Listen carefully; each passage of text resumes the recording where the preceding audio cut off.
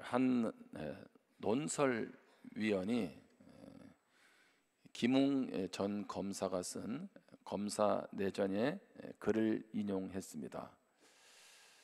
그 내용에 보면 이제 일부 검사들의 추문으로 인해서 이제 검사 전체가 욕을 먹게 되었습니다. 그러자 김웅 검사가 후배들의 존경을 받는 형사부 선배 검사를 찾아갑니다. 그리고 왜 몇몇 사람들 때문에 우리가 이렇게 여론의 문매를 맞고 욕을 먹어야 되느냐라고 하면서 분통을 터뜨렸습니다. 자, 일명 귀족 검사와는 거리가 멀었던 선배는 자신의 이야기에 맞장구를 쳐줄 줄 알았습니다. 나도 너하고 생각이 같다, 이거 너무한 거 아니야? 라고 말할 줄 알았는데 선배가 뭐라고 얘기했냐면, 나는 대한민국이라는 거대한 여객선의 작은 나사 모시고 그 임무는 배가 어디로 가는지 걱정하기보다 자신이 맡은 철판을 꼭 물고 있는 것이고, 그게 대한민국이 내게 요구하는 것이다. 이어서 벤치를 벤치답게 해주는 것은 수천 개에 보이지 않는 나사 못들이라고 했다고 합니다. 우리도 이런 나라가 어수선한 상황 가운데서 나라 걱정들을 많이 하지요. 이럴 때 우리가 해야 될 것은 무엇일까요? 나라가 어디로 가느냐라는 것보다 내가 마치 나사모처럼 주어진 자리에서 내 역할을 묵묵히 감당하는 것, 바로 그것이 아닐까 저도 생각을 해봅니다. 나라를 위해서 기도하고 내 주어진 자리의 역할을 감당하는 것, 바로 그 모습을 하나님은 더 기대하시지 않을까, 그런 생각을 하게 되는 거죠. 여러분, 이제 한 해를 마무리하게 됩니다. 자, 한 해를 마무리하면서 한 해를 지나온 것도 감사하지만 또 새해를 어떻게 살아갈까, 기대와 함께 염려도 있고 불안감도 있습니다. 여러분, 새해를 지혜롭게 대처하는 법 한 가지를 알려드리겠습니다. 그것은 뭐냐 하면 그냥 주어진 현재에 충실하는 것입니다.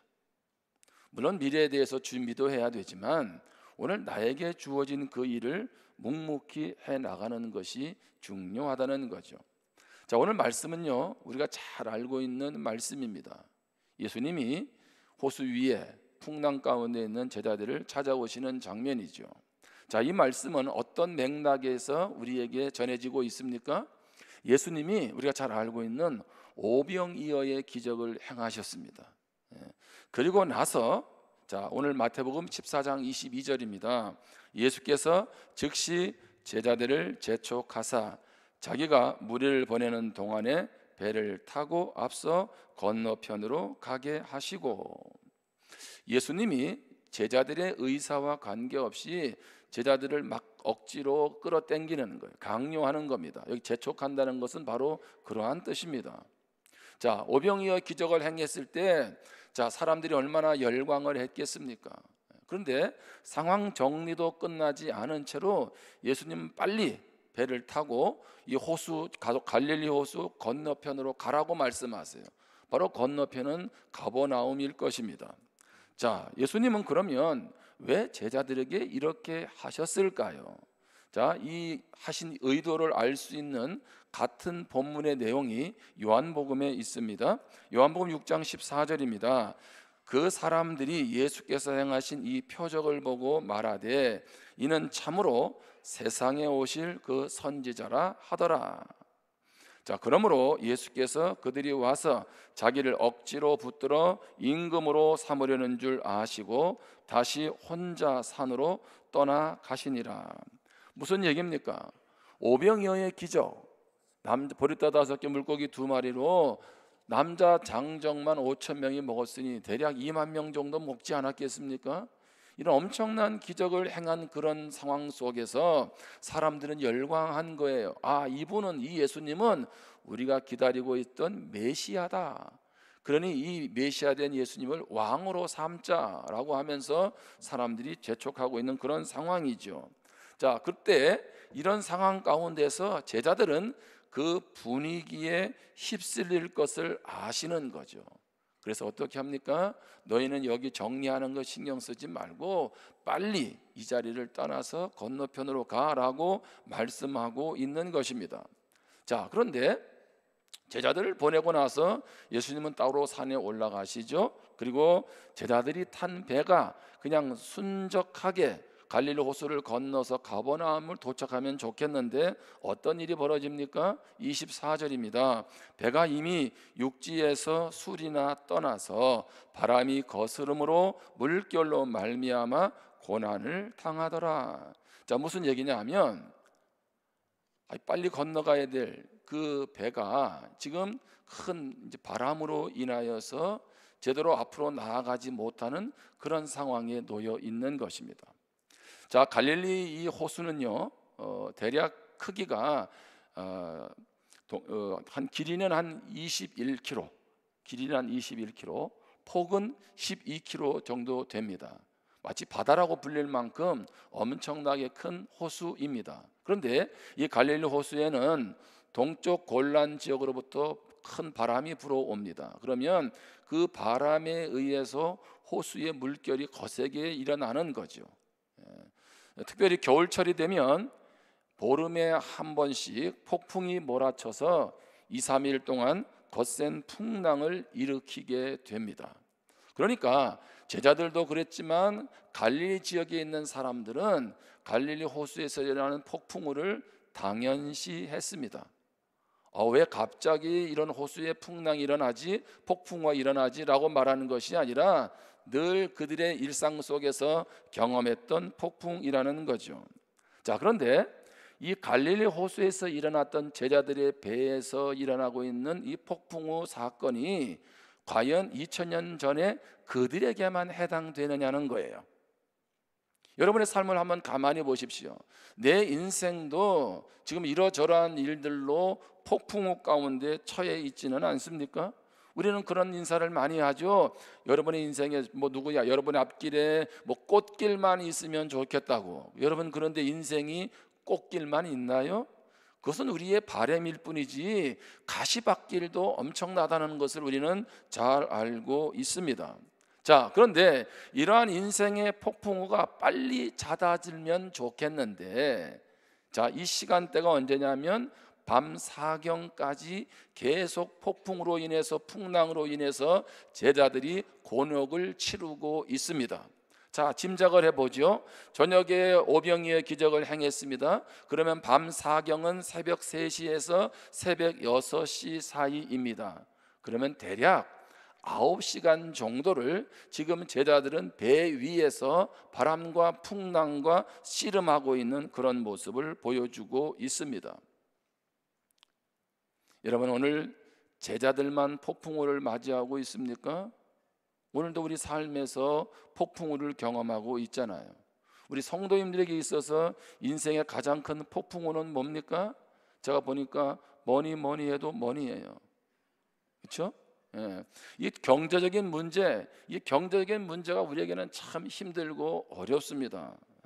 자, 건강의 폭풍도 있죠. 몸이 망가지기도 하죠. 제가 아는 분이요, 한 달 전에 암이 걸렸는데 2, 3주 만에 돌아가신 거예요. 참 충격이잖아요. 건강하게 남부럽지 않게 직장 생활도 하던 분이 갑작스럽게 그렇게 세상을 떠나는 거죠. 여러분, 그렇다면 그 가족은 어떨까요?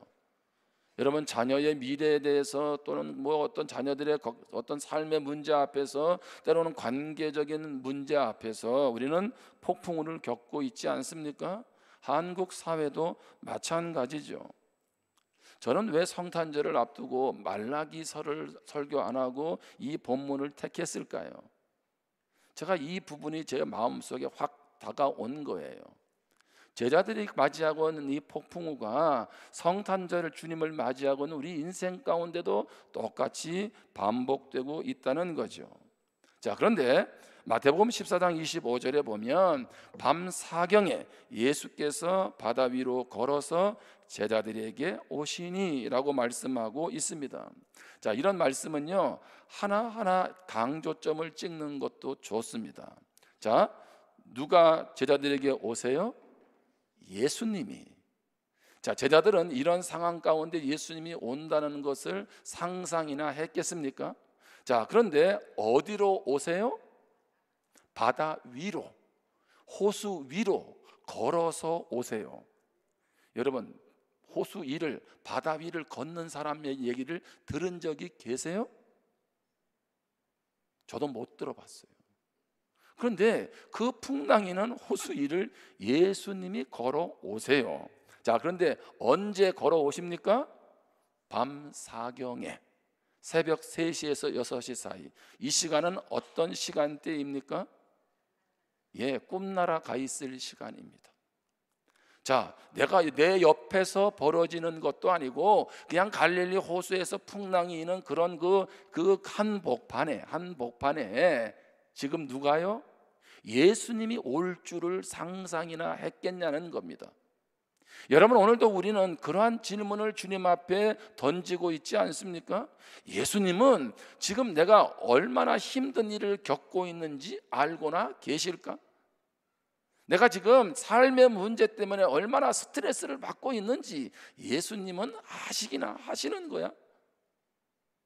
예수님은 너무 내 삶을 방치하고 계시는 것 아니야 라고 생각할 수 있습니다. 자, 그런데 주님은 뭐라고 말씀하세요? 그런 상황 가운데에 아무도 주목하지 않는 나의 인생의 한복판으로 오셨다는 것입니다. 바로 그것이 성탄입니다. 자, 요한복음 1장 14절입니다. 말씀이 육신이 되어 우리 가운데 거하심에 우리가 그의 영광을 보니 아버지의 독생자의 영광이요 은혜와 진리가 충만하더라. 자, 성경은 뭐라고 기록하고 있습니까? 예수님은 말씀이셨다는 거죠. 하나님이셨다는 거예요. 그런데 그분이 어떻게 해요? 인간의 몸을 입고 이 땅에 오셨다는 것입니다. 야, 내가 하나님이야 라고 하면서 자, 어깨에 힘을 팍팍 주고 자신을 드러내기 위해서 오셨습니까? 그렇지 않습니다. 마치 점령군에게 와가지고 어깨에 힘 주듯 주님께서 그렇게 찾아오신 것이 아니에요. 여러분, 하나님이 인간의 몸을 입고 이 땅에 온다는 자체가 그게 뭡니까? 그게 얼마나 축복된 일이라는 거예요.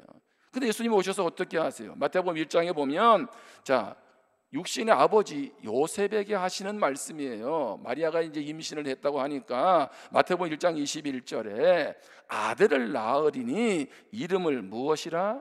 예수라 하라. 이는 그가 자기 백성을 그들의 죄에서 구원할 자이심이라 하니라.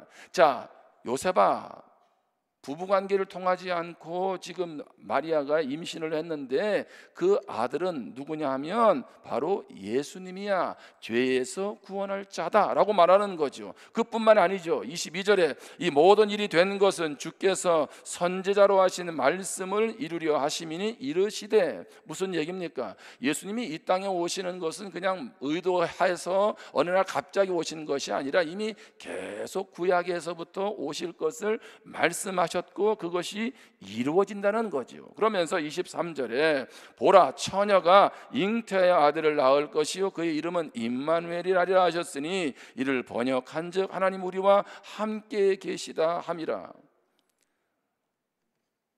여러분, 이런 고민이 있잖아요. 아니, 어떻게 처녀가 아기를 낳아? 우리 믿음의 사람들은 다 익숙하지만 신앙의 연륜이 없는 분들은 이것 자체가 이해가 안 되는 거죠. 근데 이해가 안 돼도 하나님이 하시면 됩니다. 아멘. 그래서 성령으로 처녀를 통해 잉태하세요. 왜? 부부관계를 통해서 오면 우리는 여전히 예수님도 뭐예요? 죄인이 될 수밖에 없잖아요. 그러니까 죄 없으신 분이 성령으로 처녀의 몸을 통해서 오신 거지요. 그런데 그의 이름은 무엇이라고요? 임마누엘. 자, 이 이름을 번역하면 뜻이 뭡니까? 하나님이 우리와 함께 계시다 함이라. 자, 무슨 얘기냐 하면 예수님은 정말 내 인생의 이 폭풍우를 아시기나 할까? 나 혼자만 있는 것 아니야 라고 고민하며 괴로워하고 있는데 친히 우리 인생의 한복판으로 찾아오셨어요. 말씀이 육신이 되셨고 우리를 죄에서 구원할 뿐만 아니라 죄에서만 구원합니까? 우리 인생의 삶의 순간순간 우리의 구원자가 되어 주시는 줄 믿습니다. 뿐만 아니라 구원한 것으로 하나님의 자녀 삼으로 끝나지 않고 내가 늘 너와 함께 임마누엘 하겠다라고 말씀하시는 줄 믿습니다. 중요한 것은 우리가 이 삶의 폭풍우 때문에 이 예수님을 인식하지 못한다는 거죠. 마치 누구처럼 예수님이 부활하셨는데도 부활을 믿지 않고 실망하고 낙심해서 내려가고 있는 엠마오로 향하는 두 제자와 같은 모습, 바로 그게 우리가 아니겠냐는 거예요. 엠마오로 가는 두 제자, 낙심하고 있는 그들을 향해서 누가 함께 하셨나요? 예수님이 함께 하셨죠. 그들은 예수님과 얘기합니다. 그들은 예수님이, 부활하신 예수님이 자기들의 곁에 계신다는 것을 그들은 인정할 수도 없었고 그들은 이해할 수도 없었고 받아들이지도 않았어요. 그런데 그들이 느끼지든 느끼지 않던 관계없이 주님은 그들 곁에 계신 줄 믿습니다. 무엇을 말하고 있나요? 내가 인정하지 않을 수 있어요. 무엇 때문에? 내 인생의 폭풍우에 너무 힘들고 어렵고 지쳐서. 그러나 하나님의 자녀에게 여전히 우리 주님은, 성탄의 주님은 임마누엘 하시는 줄 믿습니다. 그래서 오늘 마태복음 14장 26절에 보면 제자들이 그가 바다 위로 걸어오심을 보고 놀라 유령이라 하며 무서워하여 소리 지르거늘. 무슨 얘기입니까? 예수님은 어디로 오셨다고요? 바다 위로, 호수 위로 오셨습니다. 다른 데로 오신 거 아니에요. 그 가장 힘든 그들의 삶의 인생의 한 복판으로 찾아오신 거죠. 사람들은 좀 힘들고 어려우면 그 사람 안 만나고 싶잖아요. 내가 손해볼 것 같기도 하고 괜히 내가 그 문제에 개입해서 나도 좋을 거 없고. 그런데 주님은 어떻게 하세요? 그들이 가장 힘들고 괴로워하는 그 시간에 어떻게 해요? 바로 그 바다 위로 오셨다는 겁니다. 그러니까 제자들은요 뭐라고 불렀어요? 유령이라고. 제가 처음 알았어요. 예수님의 별명이 유령이라는 거를. 예수님의 별명이 유령. 예수님을 못 알아보는 거죠. 여러분, 그렇다면 폭풍우 치는 나의 인생 한복판에 찾아오신 예수님을 우리가 경험해야 되지 않겠습니까? 그렇지 않으면 우리는 계속 폭풍우에 밀려 다닐 수밖에 없지 않겠냐는 거죠. 그러기 위해서 기억할 것은 예수님께 시선을 고정해야 합니다. 예수님께 시선을 고정해야 돼요. 베드로는 호수 위로 걸어오신 분이 유령이 아니라 예수님인 것을 깨닫게 되지요. 그리고 예수님께 요청합니다. 예수님이시면은 나로 이 물 위를 걷게 해주세요. 그때 예수님께서 오라고 하죠. 자, 마태복음 14장 29절입니다. 오라 하시니 베드로가 배에서 내려 물 위로 걸어서 예수께로 가되 바람을 보고 무서워 빠져가는지라 소리질러 이르되 주여 나를 구원하소서 하니. 놀라운 일이 벌어졌습니다. 자, 지금 베드로가 어디를 걸어가요? 물 위를 걸어가요. 야, 물 위를. 자, 그러면 계속 걸어가야 되잖아, 예수님께까지. 그렇죠? 근데 우리가 아는 것처럼 베드로가 어떻게 합니까? 바람을 보고 무엇했어요? 무서워 빠져가죠. 베드로가 주님 바라볼 때는 폭풍우가 문제가 아니었어요. 그렇죠? 폭풍우 위에서도 주님께로 걸어갈 수 있었다고요. 그런데 무엇을 바라보니? 바람을 바라보니, 주변 상황을 바라보니 어떻게 해요? 그러다 보니 거기에 함몰되고 있는 자신을 보게 됩니다. 자, 우리도 이 정도는 알아요. 그렇지, 예수님을 바라봐야 되지, 의지해야 되지. 자, 그러다가 어떻게 해요? 또 폭풍우 바라보고 주저앉지 않습니까? 내 삶에 해결되지 않는 문제 앞에서 계속 신음하고 씨름하고 고민하고 있지 않습니까? 그때에 베드로처럼 해야 됩니다. 다시 30절을 봅니다. 바람을 보고 무서워 빠져가는지라 소리질러 이르되 주여 나를 구원하소서. 아멘. 여러분, 늘 주님을 바라보면, 늘 주님과 동행하면 좋아요. 그런데 그렇지 않기도 하잖아요. 그래서 우리는 어떻게 합니까? 다시 풍랑 속에 빠져 있다가 베드로처럼 주님 하고 부르라는 거죠. 주님을 향해서 다시 시선을 맞추라는 거죠. 그때 주님이 나를 구원해 주시는 줄 믿습니다. 이러면 몽골 사람들 있잖아요. 몽골. 저는 아직 몽골은 가보지는 않았는데 이 푸른 초원이 있고, 그렇죠? 몽골에 가면은 말 타고 오는 분들이 많으시더라고. 근데 몽골 사람들이 이 시력이 아주 좋대요. 평균 시력이 얼마인가 봤더니 2.9랍니다. 2.9. 여러분 그런 적이 있으셨나요? 우리는 좋으면 얼마야? 2.0? 아직까지 뭐 2.5까지도 대단하잖아요. 근데 이 정도가 아니라 몽골에서 시력이 아주 좋은 사람은요, 시력이 7.0까지 나온답니다. 어떻게 몽골을 좀 보내드릴까? 성탄 기념여행으로. 예. 아니 그러면은 어떻게 몽골 사람들은 이렇게 시력이 좋지? 왜냐하면 멀리 뻗어 있는 지평선, 이걸 일상적으로 늘 바라보면서 시력의 훈련이 된다는 거예요. 멀리까지 보게 되잖아요. 근데 우리는 어딜 쳐다봐야 돼 맨날? 예, 밤에도 집 주변을 보면은 불이 번쩍번쩍, 그죠? 네온 간판들이 번쩍번쩍하고, 그죠? 차량 불빛이 번쩍번쩍하고. 그러니까 어떻게 합니까? 우리 눈이 좋아질 수가 없다는 거죠. 눈 좋아지려면 어떻게 해야 돼요? 몽골 가는 수밖에 없지. 그럼 푸른 초원에 가서 사실래? 아니면 여기서 사실래? 결정을 하세요. 자, 그런데 가만히 보면 우리가 흔히 근심하고 있는 문제들을 잘 보세요. 그게 저 멀리 있는 문제예요? 아니에요. 다 내 삶의 주변에 가까이 있는 것들이죠. 뭐 가정의 문제, 직장의 문제, 이웃의 문제. 그러니 어떻게 해요? 늘 내 주변에 있는 문제들을 바라보다가 지쳐하고 힘들어합니다. 그래서 주님이 우리에게 말씀하세요. 영의 시력을 좀 키워라, 길러라. 그러면서 우리에게 해주신 말씀이 시편 121편 1절 2절입니다. 내가 산을 향하여 무엇하리라? 눈을 들리라. 나의 도움이 어디서 올까? 나의 도움은 천지를 지으신 여호와에게 서로다. 아멘. 우리의 눈을 내 삶의 곁에 있는 문제에만 두지 말고 산을 봐라. 산을 보라는 게 아니죠. 주님을 바라보라. 하나님을 바라보라. 돕는 자, 여전히 우리와 함께 하시는 주님을 바라보면 이겨낼 수 있다 말씀하시는 줄 믿습니다. 여러분, 신앙생활은 뭘까요? 한번 따라해 보실래요? 신앙은 시선 바꾸기이다. 뭘 바꾸는 거예요? 시선을 바꾸는 거예요.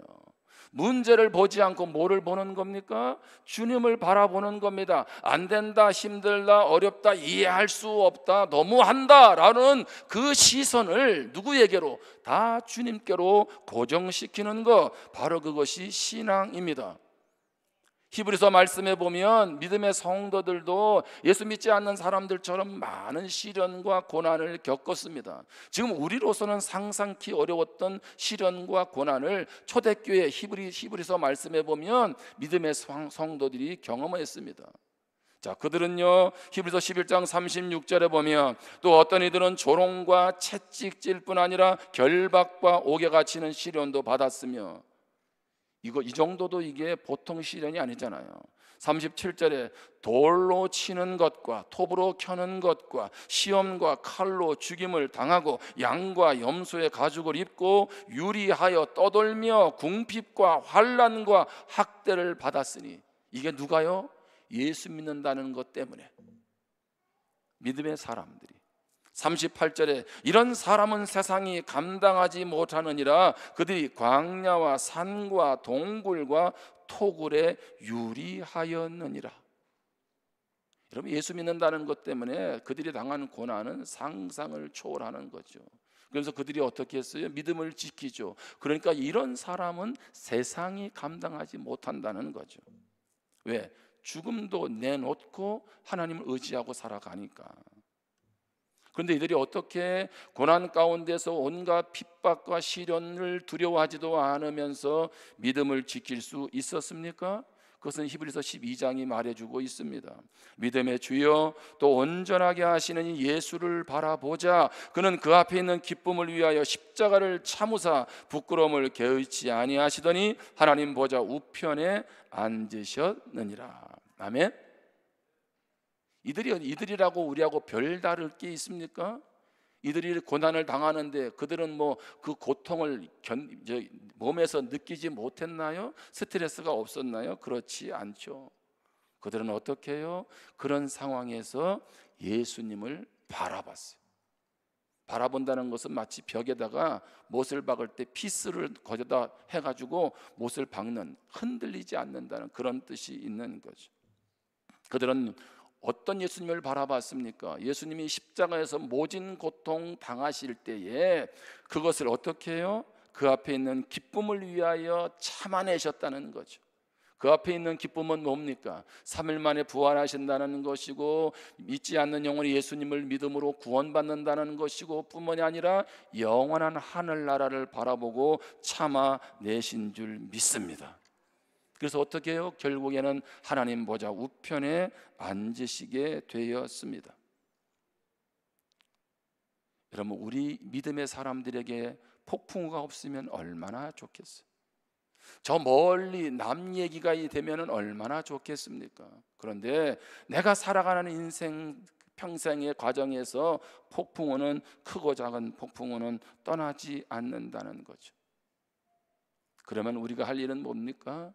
예수님을 의지하고 바라보는 거죠. 예수님, 내 힘으로 안 됩니다. 감당할 수 없습니다. 도와주세요. 오늘 주님께 시선을 고정하는 여러분 되시기를 주님의 이름으로 축복합니다. 뿐만 아니라 나의 인생의 한복판에 찾아오신 예수님을 경험하려면 주님과의 관계에 우선순위를 두어야 합니다. 저는 이런 표현을 많이 썼어요. 그렇죠? 주님과의 관계가 우선이 되어야 된다는 겁니다.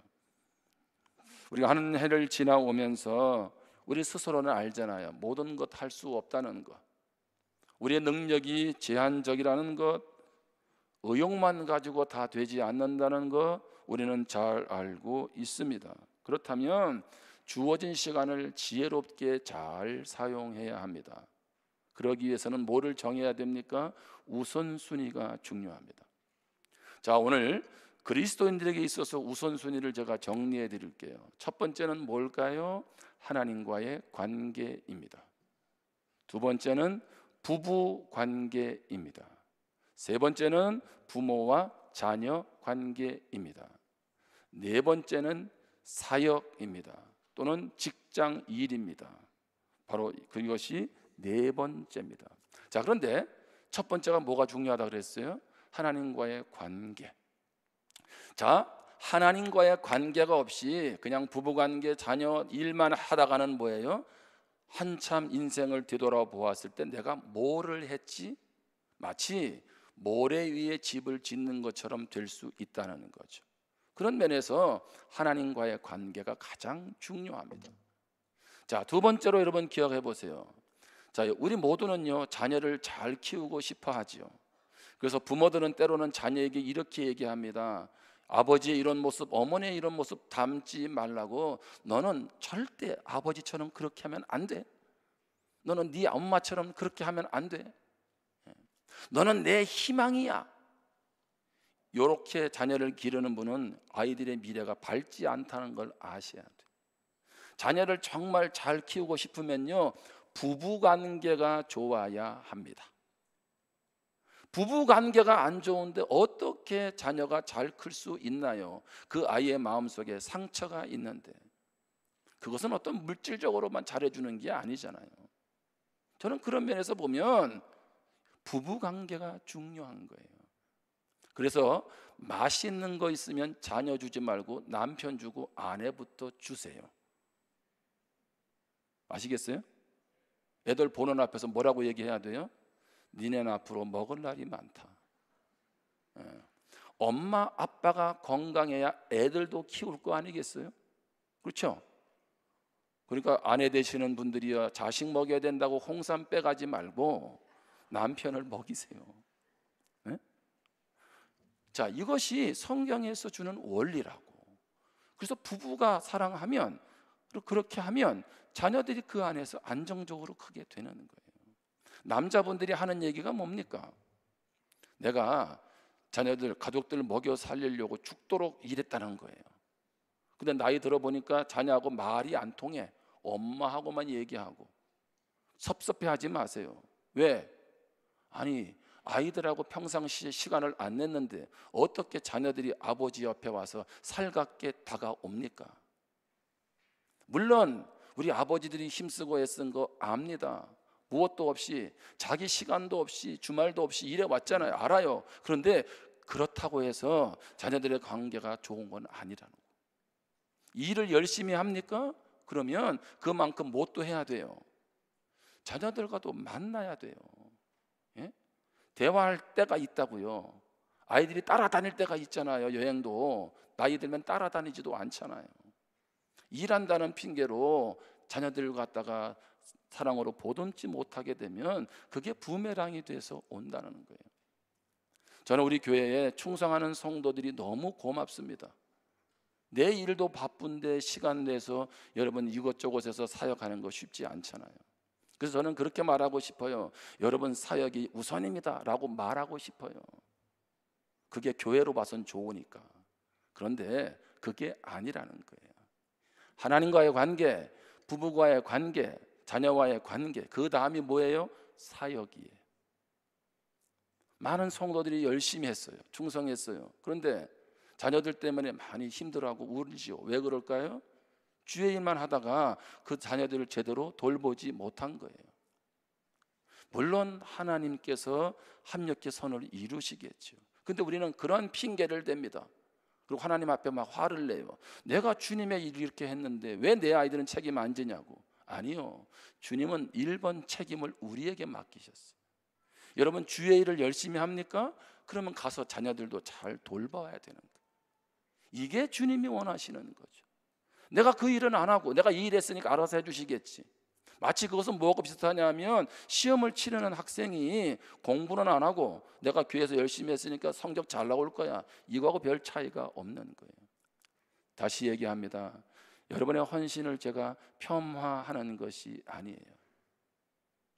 오늘 우리가 이런 신앙의 우선순위를 잘 알고 할 때에 후회하지 않는다는 것입니다. 여러분 어떻게 예수님께서는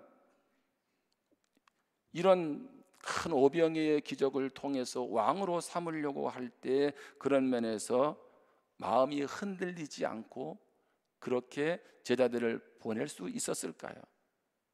그 비결이 마태복음 14장 23절에 있습니다. 우리 같이 한번 읽겠습니다. 시작. 무리를 보내신 후에 기도하러 따로 산에 올라가시니라. 저물매 거기 혼자 계시더니. 아멘. 예수님 어디로 갔어요? 산에 갔어요. 산에 어떻게 텐트 가지고 쉬러 가셨습니까? 아니죠. 기도하러 가셨어요. 거기서 무엇합니까? 혼자 계시죠. 주님은 항상 우선순위가 어디에 있었어요? 하나님과의 관계에 있었어요. 우리로 말하면 왕이 되는 것, 남들로부터 주목받는 성공, 그것이 주님의 우선순위가 아니었다는 거예요. 돈 많이 버는 거, 그것이 우선순위도 아니었다는 거죠. 여러분 인생의 폭풍우라고 하는 것은 마치 갈릴리 호수가에서 경험하는 그런 위험한 상황만을 얘기할까요? 아닙니다. 우리의 폭풍우는요, 화려함이나 영광이나 성공의 옷을 입고도 옵니다. 잘 나가고 있으니까, 잘 되고 있으니까. 여러분 거기서 하나님과 멀어지고 있다면 그게 여러분에게는 심각한 폭풍우일 수 있다는 것을 아셔야 돼요. 지금은 기도할 때죠. 나라와 민족을 위해서도 기도해야 되고, 그렇죠? 그래서 여러분 중보기도실에 가서 기도하세요. 나 자신의 문제만 아니라 성도와 교회와 민족을 위해서 기도하세요. 여러분 연말연시에 많이 바쁘시죠? 그러면 너무 분주하게 움직이지 말고 예수님처럼 따로 홀로이 산에 가는 것처럼 혼자 있는 시간을 하나님 앞에서 가지세요. 그리고 스스로를 한번 좀 돌아보세요. 하나님, 내가 어떻게 살아왔습니까? 뿐만 아니라 마지막으로 권면하는 것은 주님이 하나님과의 관계에서 교제한 것처럼 뿐만 아니라 우리는 말씀을 붙잡아야 합니다. 자, 밤 석양에 호수 위로 걸어오는 예수님을 제자들은 유령이라고 하죠. 그때 예수님은 뭐라고 말씀합니까? 같이 한번 마태복음 14장 27절을 읽겠습니다. 시작. 예수께서 즉시 이르시되 안심하라, 나니 두려워하지 말라. 아멘. 여러분, 오늘 말씀을 본문을 잘 보면 즉시라는 말이 계속 반복이 됩니다. 하나님은 우리 인생의 문제 앞에 어떻게 해요? 즉시. 아멘. 즉시 반응하는 분이세요. 그러면서 뭐라고 얘기합니까? 안심해라, 내가 있으니 두려워하지 말라. 근데 이것은 단순히 그런 차원의 말이 아닙니다. 여기 보면 난이 두려워하지 말라는 얘기는 요한복음의 에고 에이미, 예수님이 어떤 분인지를 말씀하고 있는 거예요. 마치 이것은 모세가 바로왕 앞에 갈 때에 사람들이 하나님을 물으면 뭐라고 얘기할까요? 그때 하나님이 말씀하죠. 나는 스스로 있는 자니라. 여기서 난이는 바로 그러한 의미입니다. 예수님은 단지 바다 위에 있음을 선언하신 것이 아니라 폭풍을 다스리는 권능을 선포하신 거예요. 기억하십시오. 내가 안심할 수 있고 폭풍우 속에서도 두려움을 이겨낼 수 있는 것은 무엇입니까? 난이 예수님이 바로 뭐예요? 우리와 같은 분이 아니라 권능자, 그분이 바로 하나님이시기 때문에 가능한 줄 믿습니다. 여러분, 우리 인생길은 예기치 않은 폭풍우의 연속입니다. 성탄의 주님을 왜 우리가 함께 찬양합니까? 그것은 그분이 나의 인생의 한복판에 찾아오셨다는 거예요. 무엇하기 위해서? 나와 함께 살고 싶으셔서. 선녀의 옷만 나무꾼이 숨기잖아, 그렇죠? 같이 살라고. 선녀와 나무꾼 얘기 아시죠? 근데 주님은 어떻게 하세요? 옷을 갖다가 숨길 일도 없어요. 본인이 그냥 우리와 사시겠다고, 이 인간 세상의 이 힘든 모든 문제 앞에 우리와 함께 사시겠다고 오셨잖아요. 그분이 뭐가 아쉬워서 오셨겠어요? 우리를 위해서 그래서 생명까지 주신 분이 주님이시잖아요. 그러면 여러분의 시선을 폭풍우가 아닌 주님께 두시기를 바랍니다. 그리고 주님 관계에 더 우선순위를 두고 믿음으로 달려가기를 주님의 이름으로 축복합니다. 기도하겠습니다.